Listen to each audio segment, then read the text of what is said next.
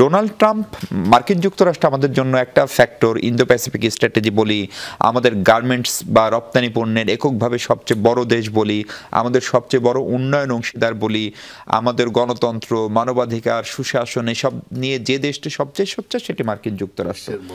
জি, বিশ্বের মরলও তাদেরকে বলা হয়। ফলে সেই দেশে একটি নতুন সরকার আসলো, শান্তিপূর্ণভাবে ক্ষমতা হস্তান্তর হলো। আমরা এই ডোনাল্ড ট্রাম্পের শপথ নিয়ে 2-3 ধরনের পলিটিক্যাল রেটরিক সামাজিক যোগাযোগ মাধ্যমে দেখতে পাচ্ছি। যে সরকারটি ক্ষমতায় ছিল বাংলাদেশে আওয়ামী লীগ, বিশেষ করে তারা খুব করে মনে করেন, তাদের নেতাকর্মীরা কেউ কেউ লিখছেন, যেহেতু জো বাইডেন কিংবা হিলারি ক্লিন্টন তাদের সঙ্গে প্রফেসর ইউনূসের একটা খুবই ভালো সম্পর্ক ছিল, ব্যক্তিগত এবং পারিবারিক, প্রাতিষ্ঠানিক। ফলে ডোনাল্ড ট্রাম্প আসলে বাংলাদেশ একটু চাপে পড়বে, এরকম ধারণা অনেকের। আমার প্রশ্ন হচ্ছে, আপনি ছাত্রনেতা, আপনি রাজনীতি করেন, যুক্তরাষ্ট্রের মতো একটি দেশের পররাষ্ট্রনীতি বা অগ্রাধিকার আসলে কি ব্যক্তি পরিবর্তন হলে পরিবর্তন হয়ে যেতে পারে? আপনারা কি মনে করেন? আসলে আপনাকে ধন্যবাদ। আজকে আমাকে যমুনা টিভিতে মনে হয় আমি প্রথমে আসলাম। যমুনা টিভিকেও ধন্যবাদ, এবং আমার সহ আলোচক বিপি নূর, সাবেক ছাত্রনেতা, এখন জননেতা, তাকেও আমি আন্তরিক শুভেচ্ছা জানাচ্ছি, এবং যারা দর্শক রয়েছেন, সম্মানিত দর্শকদেরকে আমার আন্তরিক সালাম, আসসালামু আলাইকুম।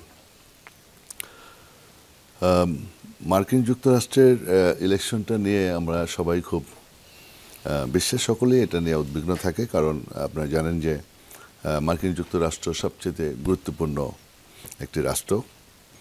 এখানে ইলেকশনটা খুবই গুরুত্বপূর্ণ, বিশেষ করে আমাদের বাংলাদেশের জন্য, তৃতীয় বিশ্বের বাংলাদেশের জন্য আমাদের খুবই গুরুত্বপূর্ণ। আমরা অনেকটাই আমেরিকার উপরে নির্ভরশীল বিভিন্ন দিক থেকে, অর্থনৈতিক দিক থেকে বিশেষ করে। তো সে কারণে এবার দ্বিতীয়বার ডোনাল্ড ট্রাম্প রিপাবলিকান পার্টির পক্ষ থেকে এবার নির্বাচিত হয়েছেন। এর আগে 2016 থেকে 2020 উনি ওনার ওই টার্মে ছিলেন।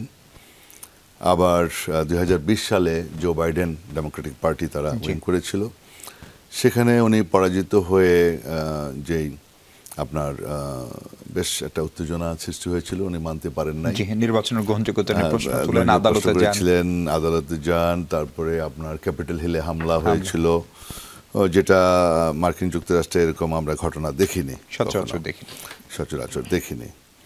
তো যাই হোক, জো বাইডেন তিনি ইলেক্টেড ছিলেন 4 বছর, তার সময়টা পার করেছেন।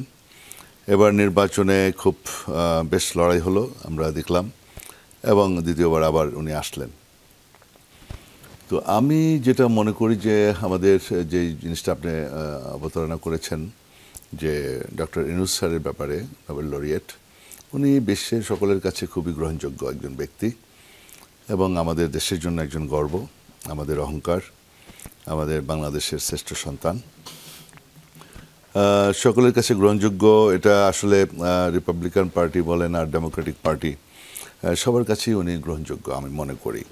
তো এখানে আমাদের পতিত সরকার বা আওয়ামী লীগ যারা দুঃশাসন চালিয়েছেন, এই অপকর্ম যারা করেছেন, লুণ্ঠন করেছেন, যা দেশের মানুষের মানবাধিকার লঙ্ঘন করেছেন, গুম খুন, বিশেষ করে জুলাই আগস্টের যে আন্দোলনটা হলো, সেই আন্দোলনে যেভাবে অমানবিক নির্মমভাবে আমাদের ছাত্র জনতার উপরে নির্মমভাবে গুলি চালিয়েছে, এই দেশের পরিস্থিতি সব কিছু রিপাবলিকান পার্টি, ডেমোক্রেটিক পার্টি, বিশ্ববাসী এবং বিশ্ব মোড়লরা সবাই জানে।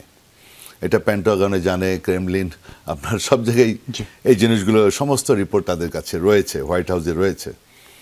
তো এটা যারা বিজ্ঞজন রয়েছেন সবাই জানেন। সুতরাং এই অপকর্ম যারা করেছে তাদেরকে আপনার কোনো সভ্য জাতি বা কোনো পলিটিক্যাল পার্টি বা বিশ্বের মোড়লরা সমর্থন করবে, এটা আমি মনে করি না। এটা মনে মনে মন কলা খেতে পারে আওয়ামী লীগ, মনে মনে একটু উৎসাহিত মানে উজ্জীবিত হইতে পারে যে ডেমোক্রেটিক পার্টির সাথে একটু ডক্টর ইউনূস স্যারের একটা স্পেশাল রিলেশন রয়েছে, বিশেষ করে সাবেক পররাষ্ট্রমন্ত্রী হিলারি ক্লিন্টনের সাথে তার একটা মানে বেশ ভালো ফ্রেন্ডশিপ ছিল। হ্যাঁ, ভালো একটা ফ্রেন্ডশিপ ছিল। তো তার মানে ডেমোক্রেটিক পার্টির সাথে সম্পর্ক ছিল বলে আর ওই রিপাবলিকান পার্টির সাথে সম্পর্ক থাকবে না সেটা না।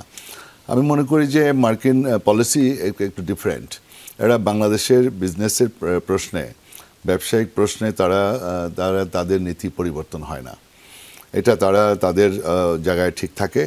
আর আমি এটা বিশ্বাস করি যে আওয়ামী লীগকে আপনার যে অপকর্মগুলি করেছে এটার সমর্থন করবে রিপাবলিকান পার্টি, প্রশ্নই আসে না।